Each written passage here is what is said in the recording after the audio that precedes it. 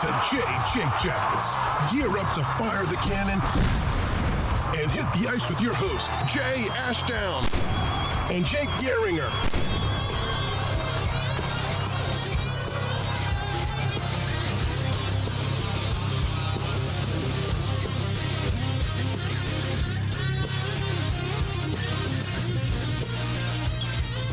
Kittens and Bengals and just like, and the dog was, I mean, my dog is old, so Franklin is fine. Yeah, but he's adorable. Oh man, been too long. Sorry, people. It's been way too long, man. Been 10 days since our last show. How many? 10 days. It's really only been 10 days. That's crazy. Has it only been 10 days, really? Well, it's just how it felt like it's been like 3 weeks. Honestly, it really has, Like, right? It's just my feeling, but I believe you when you say 10 days. Well, because also we had the trade deadline, which we're not going to deep dive into anymore because it's already it passed by. We wanted to do something more for it, but things came up and yeah, life happens. We're going to talk about a little bit of that to end the show, but we're going to start with a little bit of happiness with Keppies and then switch gears because Jackets are on a little bit of a losing streak, which yeah, they've lost 3 in a row. Obviously, lost 5-1 to Pittsburgh. Couple overtime losses in there. Pretty Winnipeg's average. Minnesota's a good team, man. Minnesota, we took them to overtime twice. I will say, let's just address the elephant in the room. I literally, like, before we started, I saw you wearing the hoodie, and I was just like, ooh. It's super nice, man. The team's not good, but, you know, the merchandise is great. The merch is great. I got this in Gatlinburg because I was nice. They're already rolling out Seattle merch. Wow. Yeah. So then I bought the hat, and I was like, yes. I have a question for you, Jake. Huh. How many points do the Blue Jackets have in the standings? I heard it's kind of nice. Yeah. Okay. All right. So Keppies. So I have one that's very, very out of date, but I still want to do it. What is it? I want to give one more to Max Domi, just as a thank you. Yeah. Thank you, Keppy. Because, yeah, he was good while he was here. He didn't really get the role that he was promised under John Tortorella. And then Larson was like, yes, we're going to try. Mm-hmm. Then he was good in the bottom 6. He was good he was good on the second line. Yeah. Look, man, it didn't work. Unfortunate. It happened. That trade in general has aged strangely. You know, it really has. Well, especially with how Montreal's been doing and how Josh has just kind of regressed to the mean. Also, he was just like, even when they made the final last year, he was just all over the place. Andy, You wouldn't hear from him for 4 straight games. And then he would score 2 goals against Vegas, one being the game tire, one being the overtime winner. Mm-hmm. You wouldn't hear from the entire series against Tampa, but then he would score the overtime winner in game 4 to force it to a game 5. Right. You know, here's the thing. He gave you moments. Mm-hmm. If you're a Habs fan, he gave you moments that you can remember and cherish. But the extension and the investment afterwards is just kind of like, It's a lot of money to a player, man, like him. Especially with the style he plays. Yes, because he's, the definition of a power forward, right? He is, and he's good at it. But we also know that those players don't have the same shelf life as, a lot of other players in the league do. Unless you're Boone Jenner and just don't get hurt. Yeah. For real. I think what's going to help Boone, maintain longevity in his career is that we're kind of going away from that kind of style for him. Yes. He still does it. He's still physical. Oh, absolutely. He's been way more of a playmaker than anything else this year. And honestly, I like it. It's something that he can do. Well, we talk about how he drives the offense, but Yeah. this again, just thank you, Max, for everything you've done. You looked great to start the year as long as you were in there. Well, Which also remember, man, the start of this year for Max Domi was the most unfortunate thing in the world. A COVID, like 1 or 2 COVID stints and 2 huge injuries. remember, like he wasn't even supposed to be back. He was supposed to be back in Right. January. Yep. He came back in September for the preseason. He healed up fast, did everything he needed to do. He was back on the ice and surprised everybody. So I know people are looking at this trade thinking, we wanted more for him. All I'm going to say is remember 2 things. One, he wasn't supposed to play as long as he did. Mm-hmm. 2, they could have lost this guy for nothing last year. It could have. They Yeah. could have lost him to this team. These guys could have taken, and they decided to get Gavin Bayreuther, and They were like, no thanks, we'd rather have nothing. I was gonna say, didn't Steve say that? Like, yes, because they you got to literally take nothing pick over Gavin Max Domi if you Bayreuther have the and take him choice. back. Yeah. It's the same thing with Vitek Vanacek. Like, what? Well, at least they got a second for him. But Fair. like, God, I'm stunned. I'm still stunned. They literally they could have taken Max Domi and they didn't. It's just like, you just take Max Domi. You make the same trade that Columbus just did. Retain half his salary. You get a defenseman who goes to Boston College. I mean, yeah, we got something out of it, and at least another guy to put in the pool, right? Here's the way that I look at this trade, man. Okay, Josh Anderson for Max Domi and a third. Okay. I do want to address, if you want to give a Kepi, go ahead, just real quick, and then we'll get right into the I'll give it to Elvis. Elvis played well in Minnesota. He deserved better. Oh yeah. But I thought they played a hell of a game. You know, it's a sucky loss, but well, against a contender like Minnesota.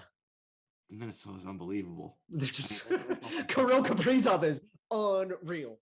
Yeah, I think that's what I take out of it. You take 2 games against a damn good hockey team in less than a month.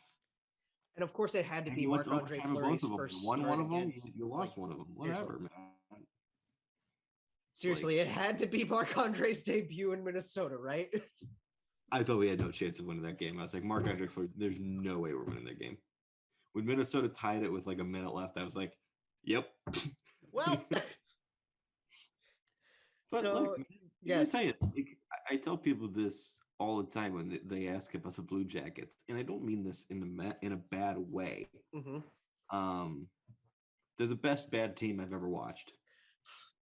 Yeah, I mean, so, like, you know, and I know that some people don't want to hear that they're a bad team, but frankly, they weren't supposed to be good. And they weren't supposed to be. No, our expectations, as most people know, we didn't really have much. Let me tell you. Let me read the stat to you. Okay. Quick, just blanket statement these games, right? Mm-hmm. 5-4 win over St. Louis. That was amazing. That was great. Could have given. Oh yeah, we didn't talk about that one either. Yeah, that one was a good one. We did. The fourth line was clicking in that one. Yeah, they were. Dude, Demmer, Corrali, they all looked great. Gus having 3 points in the 4 games since the only goal against Pittsburgh, chipped in an assist against the Jets. Yeah. And I mean, what else can you do? Like these guys, like the Jets are fighting for their playoff lives. Minnesota's fine. Pittsburgh's fine. St. Louis is fine. Yeah, they're all fine. The Jets have a tough road ahead because it not only is Dallas right ahead of them, but you know, you got Vegas as well. So they're Vegas in a rough who've been on like what the hell's going on in Vegas. I don't know if you want to talk about that later. We'll get to it if we get to it, but real quick, all I want to say about the Blue Jackets is right now as we end Kepi Keepers, man. Real quick stat, all right? Yeah. Top 4 teams in the National Hockey League for most comeback wins this season. Yes, this is great.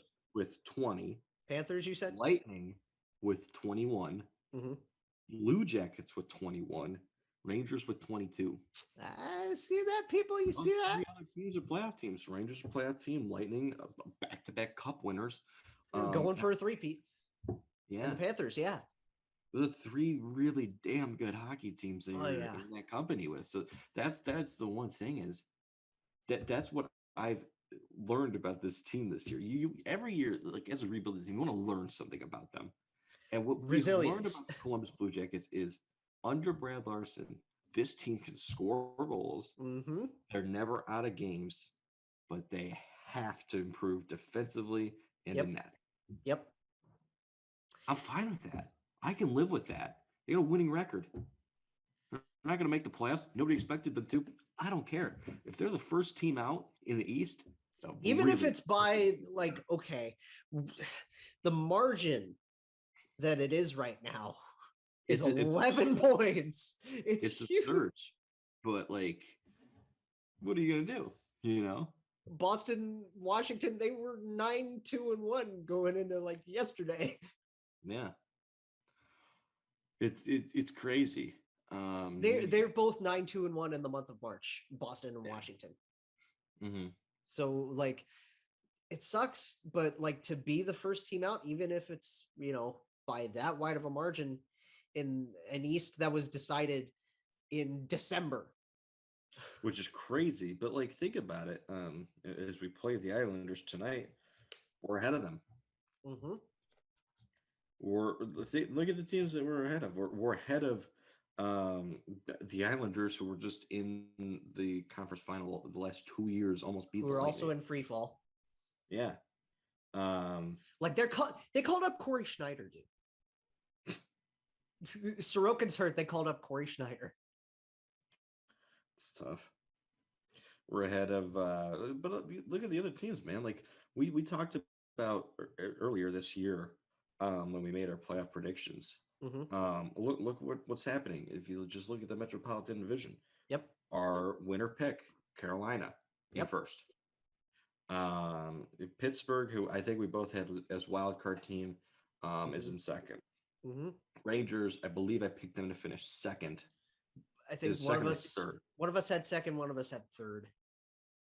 They're in third. Fourth, the Capitals, who we both had as a playoff team. 4 or 5, yep. But look at who you're ahead of. You're ahead of the Islanders, you're ahead of the Flyers, you're ahead of the Devils. We thought the pattern with the Flyers was going to continue and they were going to make the playoffs, and we thought very much have not. We thought that they would contend because it felt like a year where they weren't really supposed to do anything. They've had that Calgary Flames feel to them the last 5 years. Every year you expect something, they shit the bed. Every year you expect something, they make it to the playoffs. Very back and forth, on and off with Philly. Very back and forth, but Carter Hart regained form. He's a good goalie. Martin Jones has been everything. Yeah, Martin Jones hasn't been terrible. Man. Renaissance has not been. He's not been terrible. His best season since 2018. Which is saying something with a 901, but anyway, okay. But he hasn't been abysmal. Like, and not to mention, I would say, generally speaking, and Carter Hart's only got a 909, but I'd say the defense contributes a lot to it when you're continuing Yandel and Rasmus Ristolainen. We've dug into those two plenty already. Let's not. But you know what I mean? Like they're ahead of teams that we projected would be ahead. We didn't think that the Flyers were going to be great. We didn't think the Devils were going to be great, but we thought that they would probably be better. The Devils have taken steps. Which is nice. The Islanders were going to be ahead of us. Oh yeah. So you learn a lot. And there's things this team obviously has to improve, but help's on the way. You got young defensemen who are developing overseas in the minors, up in college hockey. You're going to get Kent Johnson very soon. Mm-hmm. There's a lot to be excited about, man. Oh yeah, there's even in lost seasons like this, when you know you have a good system in place, you still have excitement to look forward to. I think Buffalo's feeling very similar right now, to be honest. Yeah, I would say so. Buffalo's got a lot to be happy about. I would say so. They're ahead of Philadelphia, New Jersey, Ottawa, and Montreal. Oh, well, Ottawa and Montreal is not exactly the most. Not the highest bar, but at the end of the day, I think we both projected we knew Montreal was going to drop off. Not to this degree. No, we knew they were going to drop off, We thought Ottawa would be better. The fact that the Sabres would you have guessed before this year that the Sabres at this point would be ahead of Philadelphia, New Jersey, Ottawa, Mm-mm. Montreal, Seattle, Arizona, and tied with Chicago? Probably not. No. So that there's a lot to be happy about. And that game last night was crazy between those two teams, Chicago and Buffalo. That was a wild That ending. was so wild. Okay, switching gears aggressively because we've basically recapped the games. We're going to talk about the deadline in a second, but this came out of nowhere, and I just want to send condolences. I don't know if we have Senators fans that watch and Yeah. listen. I know I'm friends with Wow. Senators fans all over Discord. I've got some friends who are Senators fans. Eugene Melnick passed away. Rest in peace to the now former Senators owner. Mhm. He passed away at age 62, which was really young, Yeah, like much unexpected. younger than I thought he was. Apparently, it was something that was, I think, relatively hidden, perhaps. Yes. Okay. I said this when I found this out last night after work. Because I came home from work and then Christian shared it in our little group chat. Right? It was because it just broke that like when I got home. Right. It was some unexpected, or it was some illness that he's battling or that he was battling that we don't really, know what it is. If Sens PR sends out what it is, fine. We might find out in his autopsy or will or whatever if that gets released. I don't think so. And frankly, it doesn't matter. Right. It's just so out of nowhere. Like there's some owners who, like, when it happens, you've expected it Mhm. for whatever reason. This was just out of nowhere. Yes. I remember And- you texted me and I was like, really? Shit, what? Yeah, I literally I had to check Twitter and all over to just, and I found out like Right. it was crazy. Well, the first thing I want to say is I don't want to attribute that, like, because we know we've already had COVID mania stuff go on with people's deaths everywhere. Yeah, we're not going to speculate anything on that level. We're not going to speculate what this was, if it was. All I know is that it was weird to know that this year specifically, he was very out of the media and out of the public eye. Yes. Yeah, that I had noticed that too. Um, and I thought maybe it was just because there was a comfort level with Where the team was at. with Pierre Maguire and Pierre Dorian at the That's helm. who, yep. It makes it interesting with, because you don't want to speculate like if this had impact on certain moves, but part of me would have to wonder if he brought in Pierre Maguire to continue his vision. Mm-hmm. We've made jokes about Melnick in the past. We've watched the SDP guys make jokes about Melnick in the past. We've seen all the horrible, crazy from 2017 through like 2020. Melnick was everywhere, and the Borowiecki interview, everything that he did publicly, the thing with the Centennial Classic, all of that, it doesn't matter now. Yeah, I mean, it's there's nothing wrong with for one day or however long you feel just separating the two and saying, yeah, that happened. We made fun of those things. I felt a certain way about it. I still feel that way. Yes. But also saying, hey, the man died. Right. We're not gonna sit here and in this moment criticize those things. We're gonna remember that here at the end of the day, I understand a lot of Senators fans were frustrated with this guy. I get it. I understand why they were, but at the same time, a lot of them, when this happened yesterday, that I saw the same people who were frustrated with them put that aside. Yep. And they were wishing his family well. Celebrate the owner that saved their franchise. He saved the franchise. He did. So when he bought it back in 2003, yeah, absolutely. It's incredibly unfortunate, and I'm wishing his family the best of luck. I'm wishing the Ottawa Senators organization the best of luck. Quick tweet, excuse me. from Matt Boasty. He also did a lot of good during the pandemic. He sent food to hospitals and frontline workers. He offered up Canadian Tire Center for vaccination centers.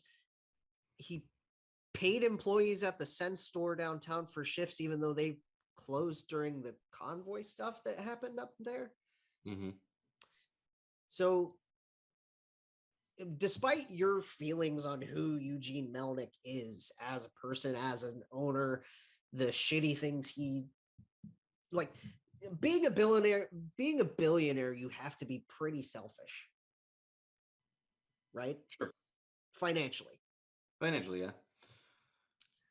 You know, you don't get to that place on accident. no. You know, a lot of businesses are cutthroat, and yeah, I would say that's a fair statement. If you want to get to that point, it's very much a system of doing what you got to do. Yeah, And if it means cutting off the guy's neck next to you, you do it, and that's just business. right.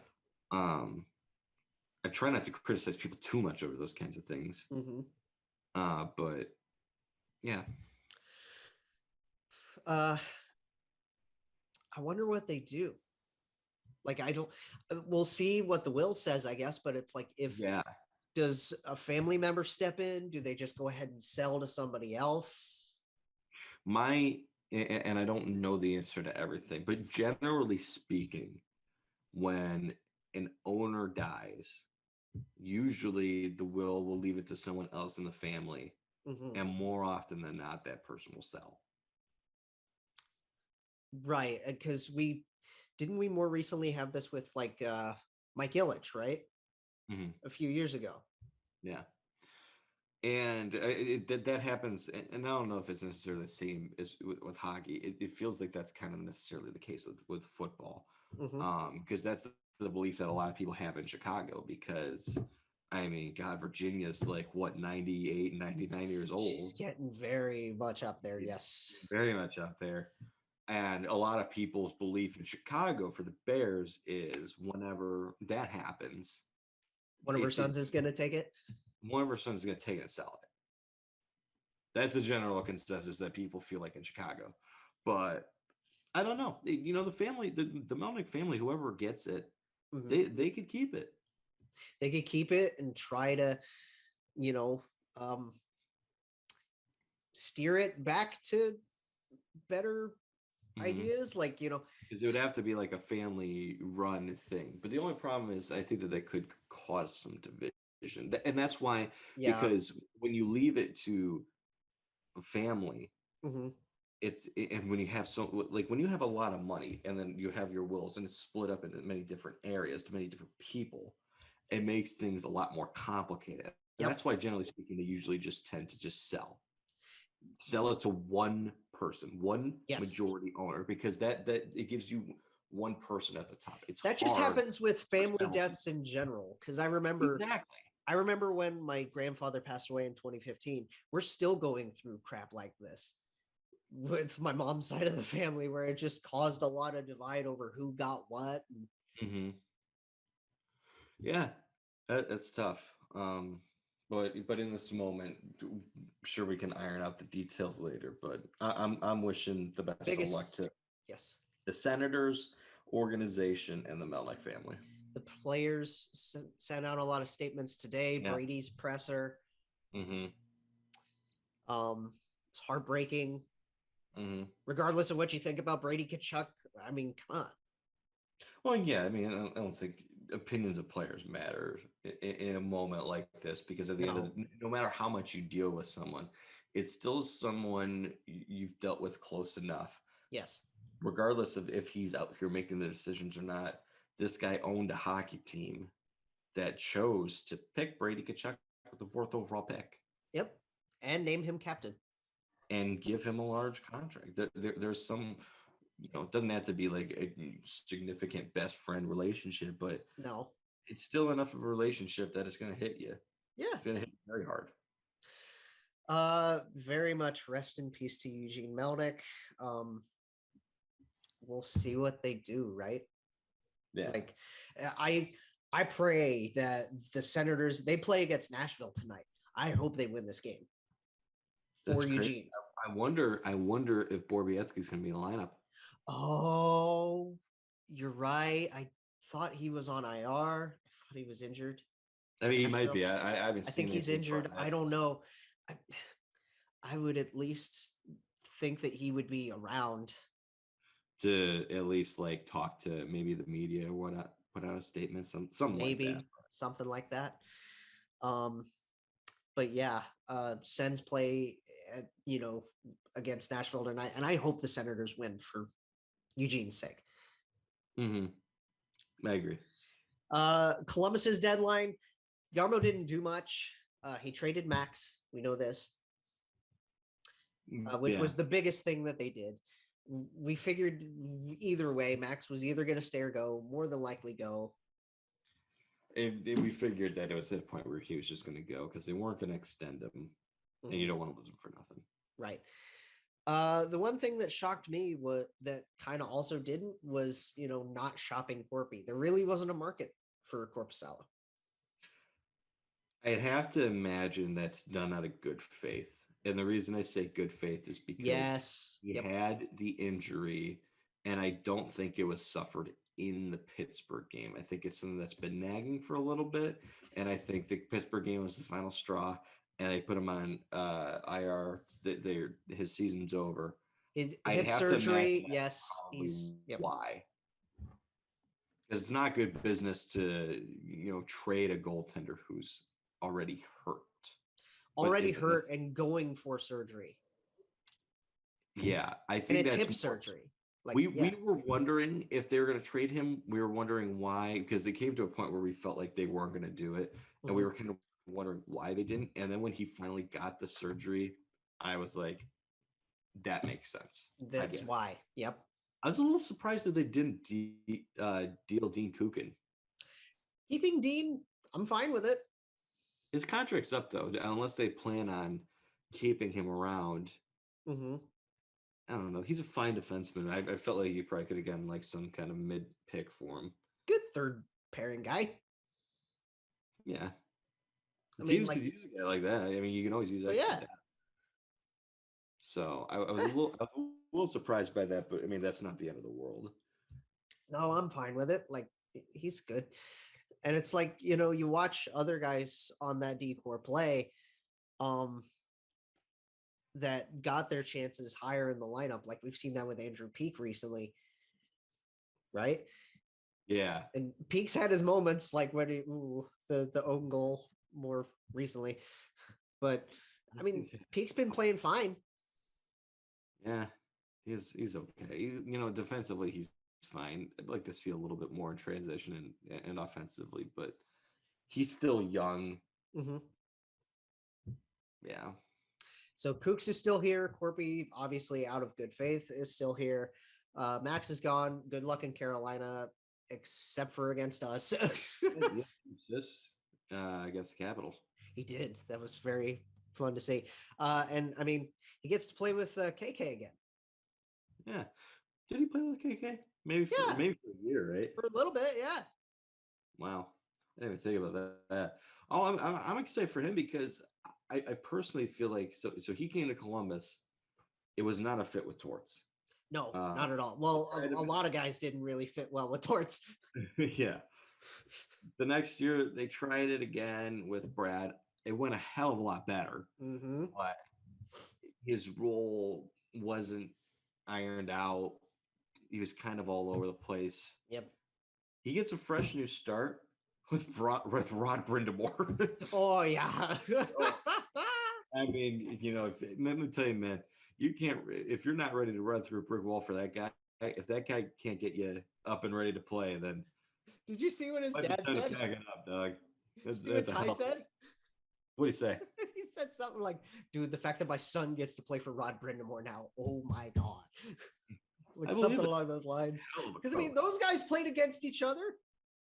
Yeah. I'm telling you, it's crazy. It feels like the last few years we've had this wave of these elite players becoming either coaches or general managers and doing a really freaking good job of doing it. Fresh one, Martin St. Louis. Yeah, Marty St. Louis is doing a hell of a job behind the bench, but Stevie Y in the front office, Yep. Sakic in front office, and I mean this guy. Even guys that were more or less like not as much names, like Bill Guerin in the front office, right? Bill Guerin was a hell of a player too, and he's doing a hell of a job in the front. He's office. not like he's not one of those names Not like those Joe guys. Sakic He's or, still, yeah. still a hell of a player. Still had a really great career, but yeah, I get what you mean. It's definitely helpful. Mm-hmm.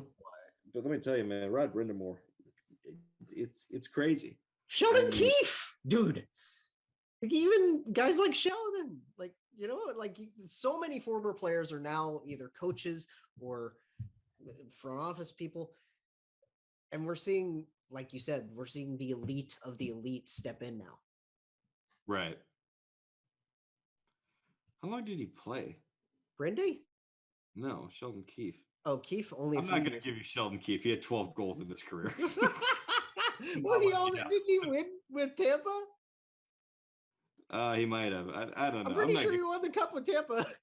I'm not giving you that, man. That guy scored 12 goals and 12 assists in 125 games, man. I'm talking about the elite players. Way out here talking about like if Ilya Labushkin's going to be a coach.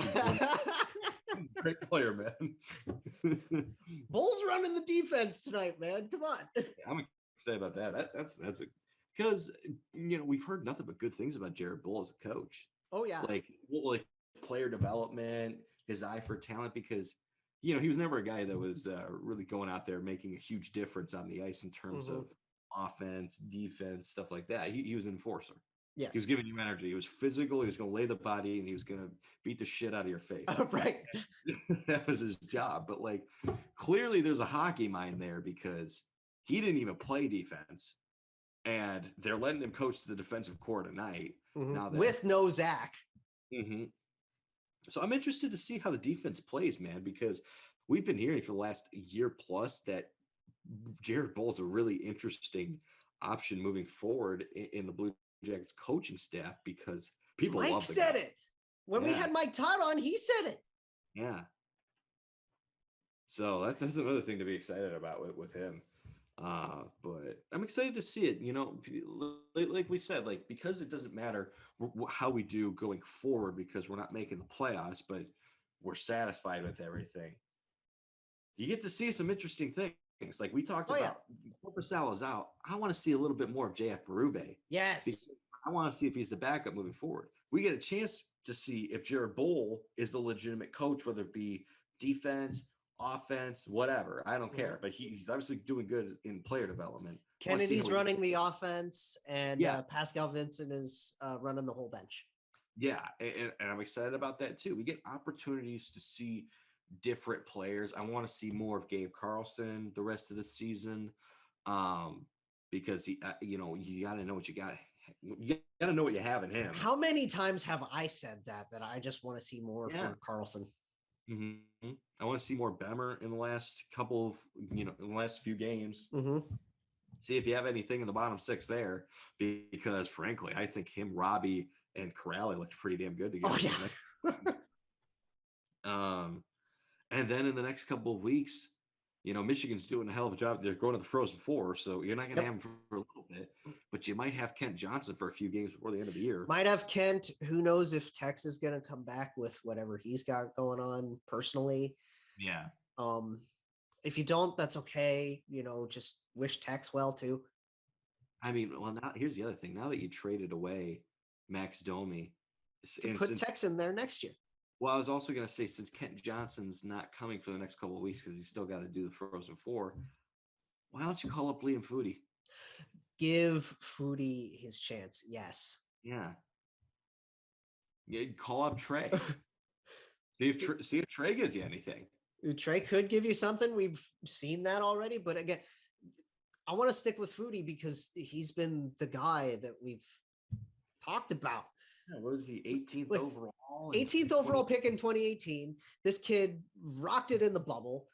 Yeah, he looked pretty good in the regular season when he had to play for the Blue Jackets. It was only a few games, but it was on an emergency basis. and we just haven't heard from him since. And I want to know what we got in the guy Right. because at the end of the day, Len, you got Cole Sillinger. You Yeah. just drafted Kent Johnson. You have Boone Sean Jennings, Corrali. at center. Sean Corrali's good in the bottom six. We're doing just fine at center. So if this guy isn't a pure center, or if he's not a top six center, I can live with it. But if he's just a speedy guy who's going to be good on the penalty kill and playing the bottom six, you'd hope for more from your first round pick. But I don't care if this guy's got control and you can use him as effectively in that role. Do it. Yeah. Let him do it. But keeping him in the minors, I've said like I want him to get more ice time, so I'm fine with him being in the minors. But now you're in a spot. I think you got to bring it up. I think you got to try it for a few games. Give him 10 games to see how he does. Yeah, finally give him a chance. Like, we talk about show me time, right? Yeah. This is Liam's show me time. It should be. I really hope they do it. Because, guys have already gotten their show me time, like Trey, like Carson Meyer got a little bit of show me time this year already. There's already players that what you got in. Like, you already extended Justin Danforth, so you clearly. And I'm fine with that. I'm happy to have him back next year. But I think you know what you got in him, so I think I'm okay with scratching him a bit. And it's nothing against him. It's just to give a spot to somebody else. Nothing against guys like Bemer or Robbie. Yeah. I don't know. It's a shot. This is the beauty of it is we get the opportunity over the next, 16 games I think we got left in the season to kind 15, 16, somewhere in there. Yeah. We've played 66. So you got 16 games left to figure out where you're at. Yeah. And where you're going to be going next season. So we know bits and pieces of it. I'd like to see 6 starts for Berube. Give me at least 6 starts for him. And in those 6 starts, I want to see if this guy has anything that makes me feel like he could be a backup goaltender at the NHL level. And it doesn't even have to be like, oh, he's a backup goalie, he's going to be our backup. At least show me something to give him another contract so maybe he can compete for a backup spot. We know with this team, we know what the top 6 needs to look like when healthy. We know what the issue. Your top line is Voracek, Jenner, and Line. Yes. You know that your second line is some combination of Bjorkstrand, Sillinger, and Gus, or whoever you want to put in the other wing spot, right? Yeah. I think you got to keep Gus in the top 6. Probably. Maybe. But you're in a damn good spot with that. Are you kidding me? You got Gus and Bjorkstrand on your second line. I feel pretty damn comfortable with that, especially with Cole in the middle. Oh yeah. And then the bottom 6 is a little in flux with who you can bring in and bring out, and guys need opportunities now. Yeah.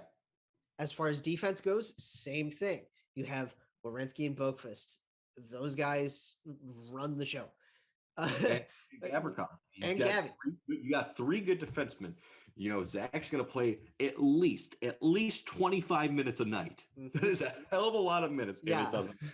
He's superhuman. So he can do it. And he's going to bring the offense.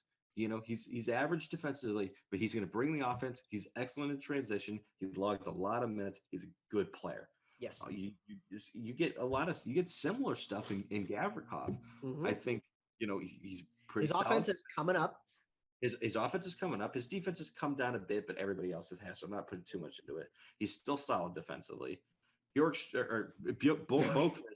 Boqvist's defense it comes and goes, but frankly, with how good his offense is, I can live with it. Right. Man, you got 3 other spots on defense. 3 other spots. It's up for anybody to pick it. Peak, Carlson, Bayreuther, whoever, Kuhlman's, if he shows up. He's going to take some time to develop.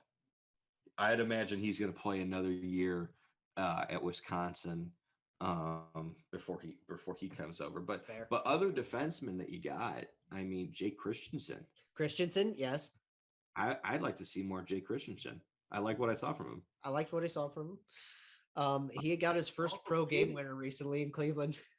Oh, nice. Yeah. Hell yeah. But free agency is an option. There's Free agency options too. for free agency. Trades, you can make a deal. You can get. I think this team needs another right hand shot defenseman who can play in the top four. Yeah. And Put someone now on with Vlad, and yeah. where you get that, I don't know. It could be through free agency. It could be through trade. Doesn't matter to me. But Could be in the system, maybe eventually. eventually, I mean, 2 to 3 years down the line, you'd hope that Coolman's is going to be in that spot. Mhm. But for next year, you're going to have to make a move to get someone to do it because, frankly, you can't just run it back with this defensive core again. It's not going to work. No. And then in net, Elvis is your guy going forward. I want to see him bounce back a little bit. I actually had an interesting conversation with Dmitry Filipovic about it. Oh, the name drop. Yeah, a little bit. He obviously he loves him. Of course. Let me tell you what he said. What's not to love about Elvis Merzlikins, man? Because I was asking like a question like, the save percentage, the goals against average, the numbers really aren't that great this year. He said, I believe Elvis is legitimately good. Honestly, the Blue Jackets might be the worst defensive team in the entire league this season. Which is it's fair because they play a very loose kind of style. Yeah. He said the entire team plays so loose, but it's mostly because there's a bunch of young dudes who don't really know any better. I don't the coaching system too. Yeah. He said, I don't think it's necessarily a bad thing. They weren't going to compete this year anyway, but they play a pretty fun style of hockey, and there's been a lot of scoring. I'd rather take this over whatever the hell last season was. Well, okay. Like I said, the coaching systems, right? The defensive mind of John Tortorella is not really going to go away much, especially with having Brad under him. But at the same time, Brad just let the horses run. Yeah, I think that next year it's going to be trying to combine the two. Yeah. Brad, I think, has come in and said, we don't want you to forget what you learned under John, but we're taking a sharp turn here. We want to play up tempo. We want to play offense. Let's score some fucking goals, man. Yeah. And I think next year it's going to be, how can we combine these two? How can we play an up-tempo style of hockey while also being efficient defensively and protecting our goaltenders? Those two have to come together. But, as those two come together, it also comes with you have to get better players. And I think offensively it seems pretty fine. Defensively, you need better. Yeah. Because the unfortunate thing is I like our top three defensemen, Werenski, Boqvist, and Gavrikov. The problem is none of your top three defensemen are elite defensively. Right, exactly. They're all good offensively. Gavrikov is really underrated offensively. Werenski, we know he can do offensively. Oh, yeah. Both unbelievable offensively. Those are all great. Yeah. Team needs a Gronk defensively. They do. And frankly, I just don't think Andrew Peake's that guy. I think he's fine. You can play him on a third pair, but I don't think he's really much any more than that. You need, you need a guy like TJ Brody that can chip in. Yeah, legitimately. But at the same time can shut you down. Exactly. You need a Brody to balance Vlad's Jake Muzzin. The problem is it is hard to find guys like that, but this team needs a Chris Tanev. They badly need a Chris Tanev. Yep. They need someone who can come in and, like you said, they chip in offensively a little bit, but they're going to shut your ass down. You can't do it on them. And if that means going out and even just if those guys aren't available, then go out and get one of those low action players for your third pair. Get a Labushkin, get someone like that. It doesn't have to be that specific player. Right. Get someone who could shut you down. Someone in the final minute 30 of a game, you feel comfortable putting them out there because they are going to be able to help out defensively. Right. They're not going to make any mistakes, and you're going to be able to close out games. Yes. And then again, as far as the goaltending question goes, really it's just the backup spot, and we're both in agreement on let Berube earn the job. I want him to earn the job. If the Blue Jackets say we're going to give him some starts, we'll give him an extension if he plays well, but we're also going to bring in another guy to compete with him. Mhm. Go ahead, that's fine by me. But I want to see him get a chance, man, because and this isn't to shit on Corby per se, but I mean that guy, he's played 4 games this season. He had a 924 in that time Right. frame, dude. 924 in a 4 game stretch. That's a really small sample size, but that's a bet It's that's a four really, game stretch really, that we really haven't good. seen from Corpuscello or really Elvis in the last 2 years. Right. Elvis wasn't bad last year. He had a pretty good season last year. This season, his numbers have fallen, but I think with the way that the team plays, there's a correlation there. Yeah. But damn, there's Of just course. something there with Berube, and this guy's been working at it for so damn long. Dude, he got his first time with us for the first time in over 1,000 days. Exactly. Like, If this guy could be the next Curtis McElhaney, wouldn't that be something? wouldn't that be amazing? We're not asking this guy to be special. We're asking him just to be a legitimate backup goaltender. He might Just- have it in him. Just stop pucks. That's your gig. Mm-hmm. It doesn't matter how often you play. Give whoever's the starter, in this case Elvis, some rest. He can be reliable And enough. yeah, Our guy Elvis a night off occasionally. right. That's your job. Especially during back-to-backs. Yeah, that's a big thing. It's a big thing for this team moving forward. But I think where we stand right now, there's a hell of a lot of things to be happy about. I'm content with where this team is. I'm honestly the big thing now is just getting guys that need locked. Patrick Laine. Yeah, giving him a lot of money so he can stay. Like guys that you really want and need to keep. Again, Patrick Laine. Mm-hmm. Like, Yeah. Come on. That's really like the rest of the season can play out however it is, as long as they stay competitive, and we're just gonna enjoy the ride. Yeah. So the GM meetings happened yesterday and are happening today. Mm-hmm. Things that I saw coming around from the last, from like earlier today and what have you. The cap's going to rise $1 million next year, which like they're guaranteeing this now. They're going to push it up to 82.5. Which isn't significant, but it's still enough to make a difference. It helps. It helps. It helps. And then the other thing from the GM meetings, well, okay, so there was the cap circumvention thing for the playoffs. So what happened there? I missed this. I heard that there's some sort of conversation, but give me the rundown of it. Essentially, what I gather from it is they've been talking about allowing, like, one extreme is like allowing salary cap in the playoffs as well as the regular season. Which, why would you want to do that? That's stupid. So, like, why would you want to do that? Breezeball had a quote that said, and of course this came from friggin' Tampa's general manager of all people. People make mistakes and we learn and grow is essentially what his message about closing this loophole was. And it was just like, are you saying that just because you're benefiting from it? Like, can I give you an honest take? Go for like it. a genuine. Well, yeah, take? of course. Yes. I don't really give a shit about cap circumvention. I'm fine with it. Let teams do it. At the end of the day, Jake, you gotta be creative enough to do it.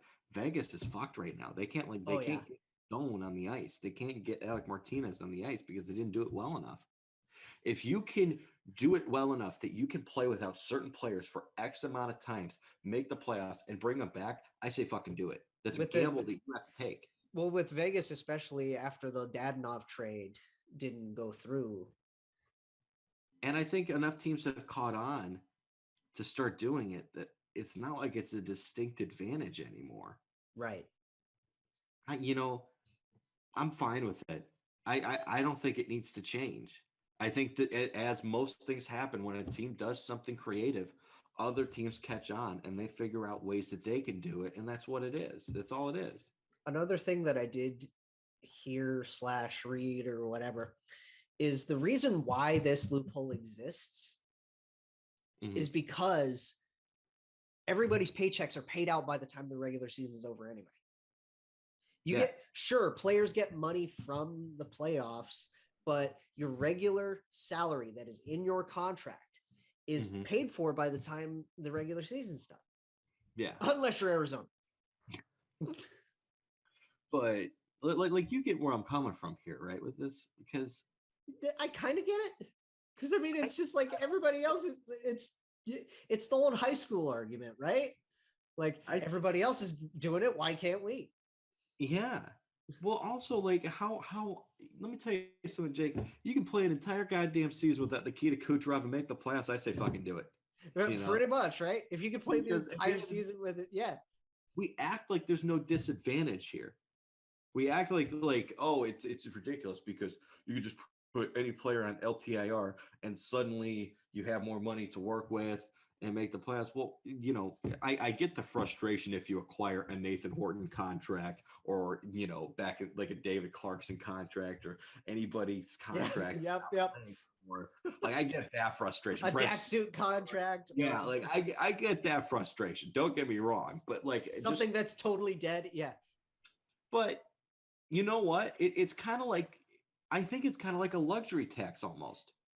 It's the equivalent of like, you know, the luxury tax in baseball where we have this cap set here. You spend over, you got to spend extra money. Well, guess what? Sure, you can spend more money if you have this on your books, but you're also spending that money on that contract. There's, you know, these are just because we enjoy these shows that are on the SDPN or whatever. Adam and Alan talked about implementing an actual luxury tax system instead on Agent Provocateur, right? Like, yeah, what this loophole is essentially that. Exactly. So I don't see any reason. Like, here's the thing: do one of two things: either keep it the same way and let teams continue to do it because teams are smart enough to know how it works now, or just get rid of the fucking salary cap and just put in a luxury tax. That too. Yep. Because frankly, I don't think changing the rules gonna fix anything because all it's gonna come down to is what is the next loophole we can exploit. What's the next thing we can? Yeah. And when you have rules set in place, it's not about following the rules, as you know. It's about trying to pinch through them. Yeah. Yeah. I don't blame teams at all for doing it. I don't blame Tampa for doing it. They were the ones complaining in 2015 when Chicago was doing it. They have every right to do it. Well, okay. Like you said, it's when you have guys like Nikita Kucherov or in Chicago's case, Patrick Kane going on long-term injury reserve for this reason, why fans complain. At the end of the day, man, if you can get away with it and make the playoffs, I say fucking do it. Yeah. You get to the playoffs without Nikita Kucherov and you're using extra money to fill in other gaps and stuff like that. And he comes back for the playoffs and now you got this whole team put together and it's a masterpiece. I say fucking do it. Do it. Yeah. I feel like it's creative as all hell. Yeah. Give me more creativity. Like, why not? Why does everything have to be so cookie cutter all the time? We can't expect NHL GMs to be goalies unless you actually are a goalie. Yeah.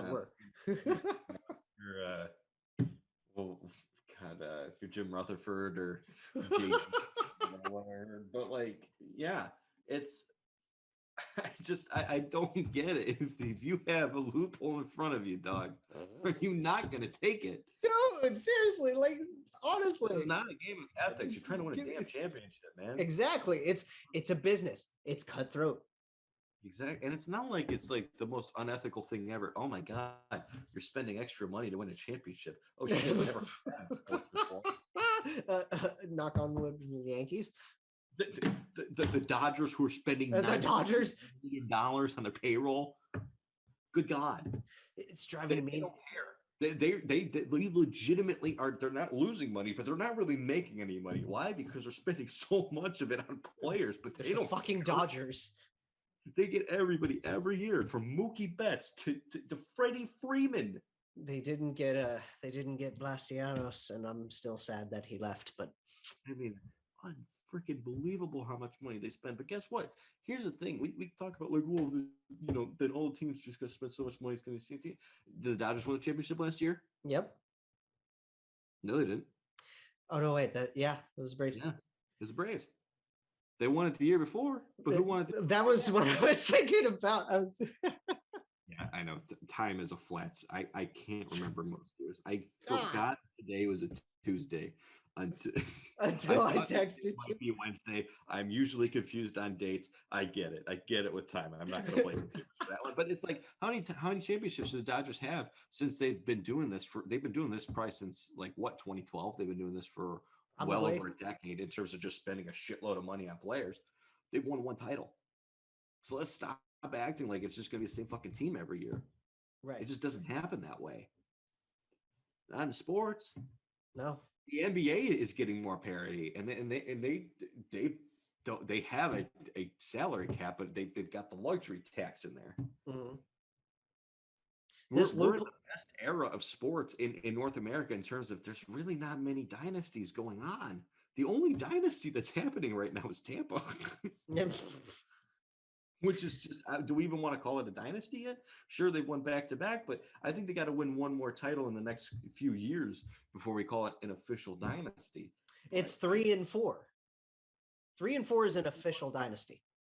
Yeah, 3 and 4, 3 and 5, something like that. Like, just consistent success. Like it's 3 and 6 if you want to count Chicago's. Yeah, no, I would consider that one a dynasty. It's a dynasty mired in pure shit, but you know, another day.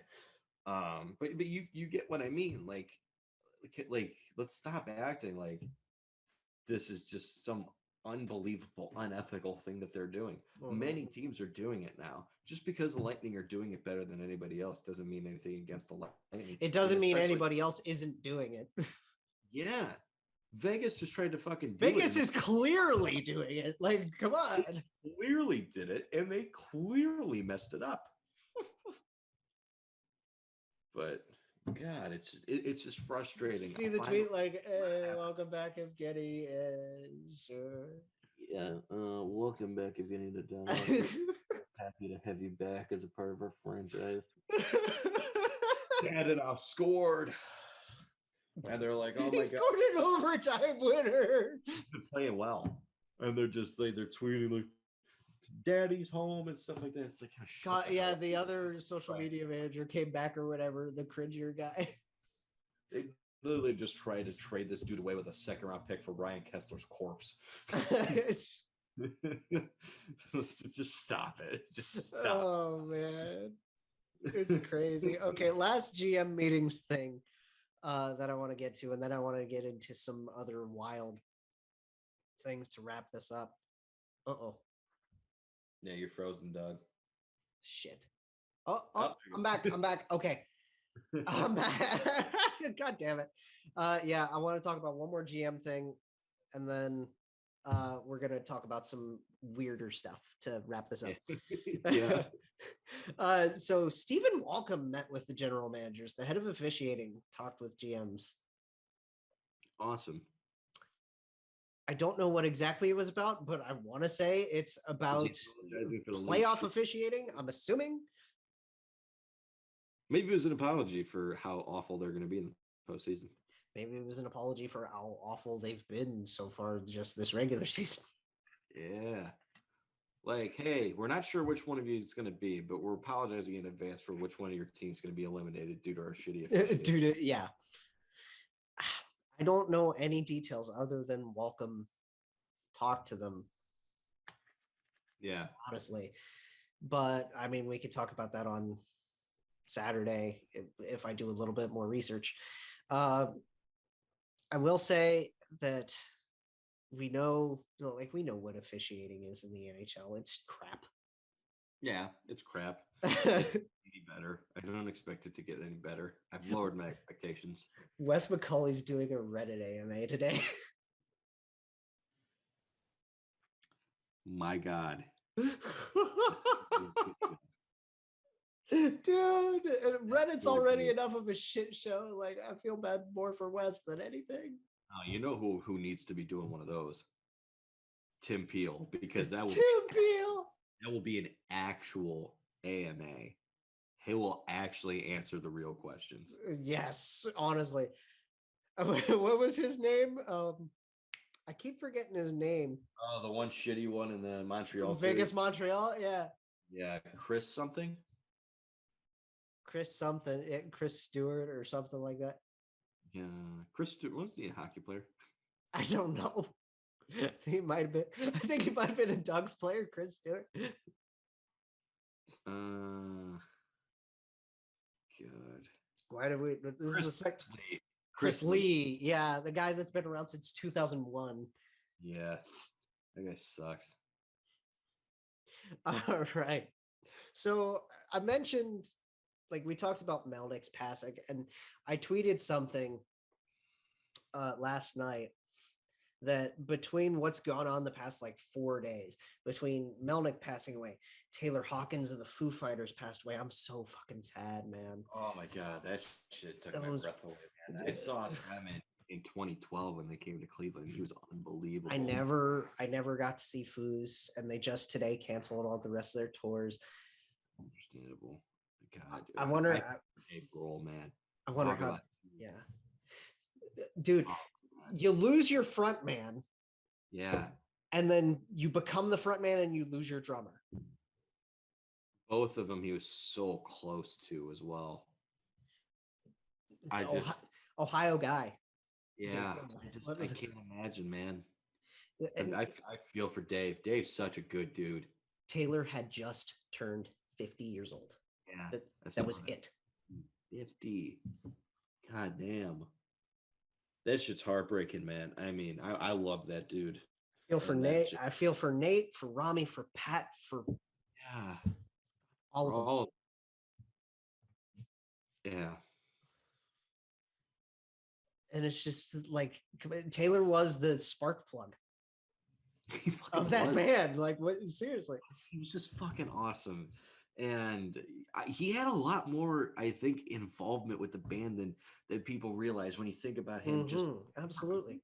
backup vocals. There's several songs that he just straight up sang. Like he Dude, was Their huge. shadow dancing cover from last year is one of my favorite Yes. things they've ever done.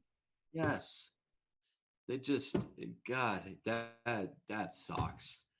I was heartbroken at I that. binged Foos all through Saturday morning when I was pet sitting, I believe it.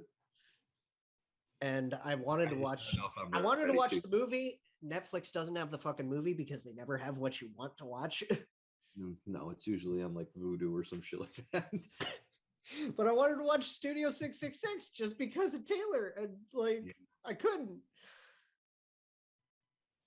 So that one, and then the Oscars happened, and we were And all over this shit when it happened. Oscars were crazy. Andrew Garfield was on his phone, Probably being like, "Yo," and nothing else happened. Thank you. texting Toby and. So this Will Smith Chris Rock thing. My honest take. Poor taste joke from Chris. I get it. I get why Will went up and did it. It was a good slap. I'll be honest with you. It was just like perfect slap. But at the same time, I don't think Will should have done it. There's better ways you can handle this, Will. My take of it was funny seeing all the takes after.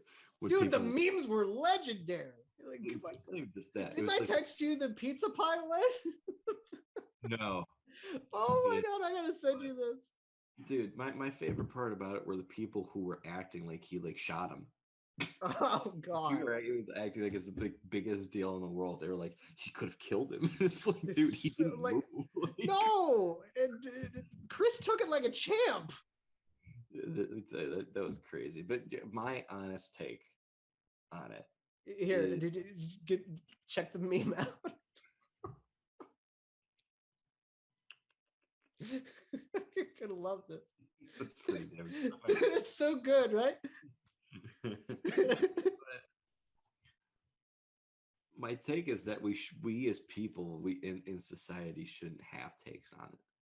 Right. It was a human moment. Pretty much. I mean, so, You know, I think it was a low moment for everybody. Like personally, I didn't know that Jada was going. I'll say this: I didn't know she had alopecia or whatever it was. I thought it was just, neither did I. I thought, Um, yeah. you know, the ethics of it, people's takes. Everybody's got their opinions on it. Personally, I just didn't laugh at it. I just didn't think it was a good joke. Right. I That's didn't my- get it. I didn't get it because I didn't know the movie. I didn't know the movie. I didn't know she was going through that. I was kind of just like, whatever. But yeah, I think it was a low moment for Chris Rock telling a joke that didn't land, Mhm. and it was a low moment for Will Smith and how he reacted. It was a human moment. The And I don't hot think we should be judging people for their lowest moments. there's They're good people. I was watching Rich Eisen talk about it and the whole thing with the delays Yeah. that, cut the audio back, but then you watch one that's not delayed, like the Japanese one that went viral, Yeah. where you can hear the hot mic.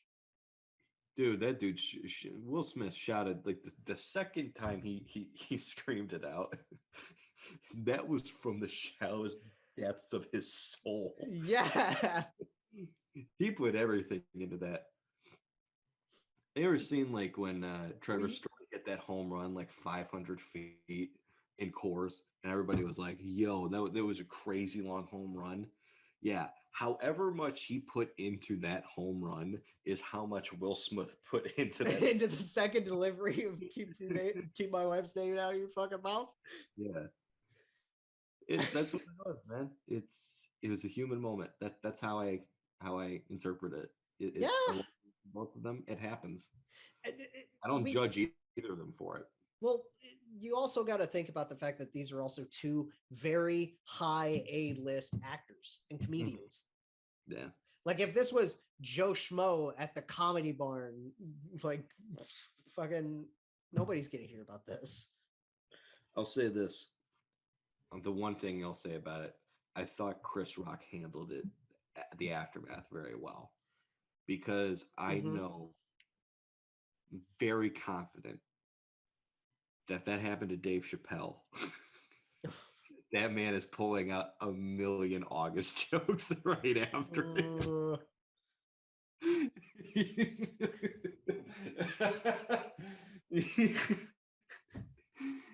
That dude tell you that dude would have gone off. so Will had a tweet thread, like he was live tweeting everything else still.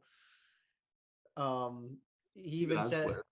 he was on Twitter during the rest of that. I didn't think he had Twitter. And it was just like the whole thing. Like he even replied to somebody and said, let him say that to my face. Let Chris apologize to my face, and then we'll talk. Is he actually on Twitter? I'm pretty sure. That's what I was getting. No, because there's another Will Smith who's Oh, was like it? is the one from San Francisco, Oh,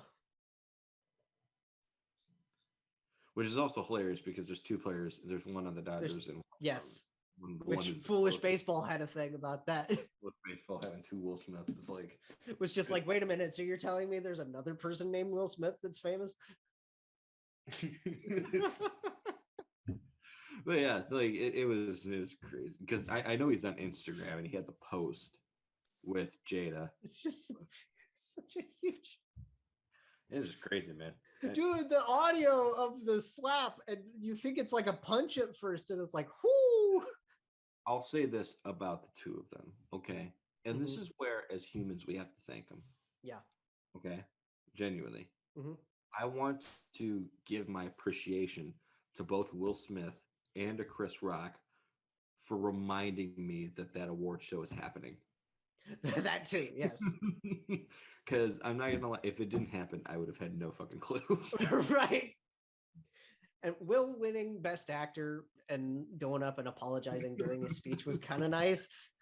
It was kind of nice, but it's one of those awkward. You know what it kind of reminded me of is because you have like that low moment and it's followed by winning an award and nobody's focused on that. Do you know what it reminded me of? What? Like all the awards that players from the Tampa Bay Lightning won after being swept by Columbus. Oh yeah.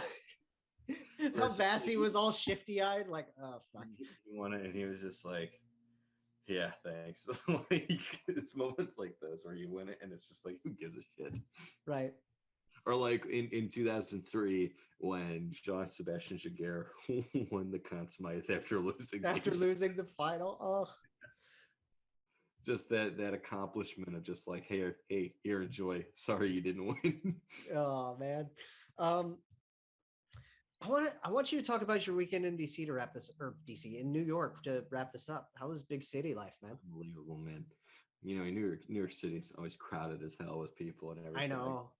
But it was a good time because we went up to Saratoga where my buddy lives.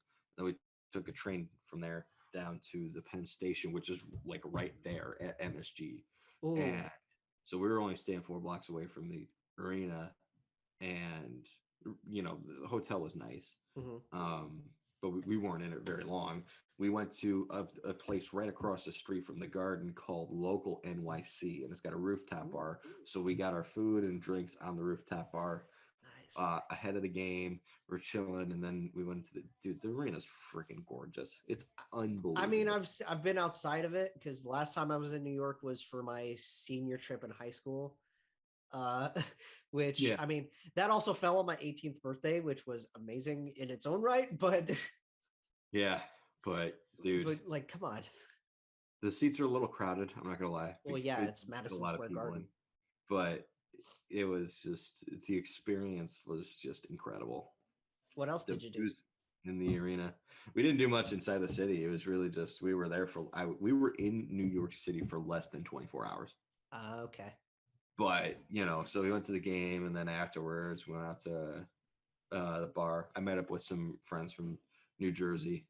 Because I remember I asked you for pictures, and you only sent me the 2 from the game. Yeah, because I'm not a person who takes a lot of pictures to begin with, but yeah, that's just kind of how it was. But let's tell you, man, unbelievable experience. They won 5-1 over the Penguins. They scored 3 in the first 5 minutes. It was buzzing. The whole building was buzzing. And it was a great time. And then the Penguins went ahead and scored 11 on the Red Wings. Yeah, I think they got their frustrations out in the next game. Dude, I've never seen an NHL team score 11. I think the last time they said that happened was what, like early 2000s or late 90s? Wow. It's crazy. Oh my God. But yeah, I'm glad you had such a good time in New York. Appreciate it, brother. I'm working on a trip myself for the summer, which I mean, we'll cross that bridge when we get to it. But we'll figure it out for my own trip, and we'll figure out the show for that, and we will see y'all on Tuesday. Hell yeah. Jake Jackets, a podcast for fifth liners and all puckheads around. Follow the guys on Twitter at Snake Gehringer, GARRINGER, and at by J Ashdown. And subscribe on YouTube or wherever you listen. March on.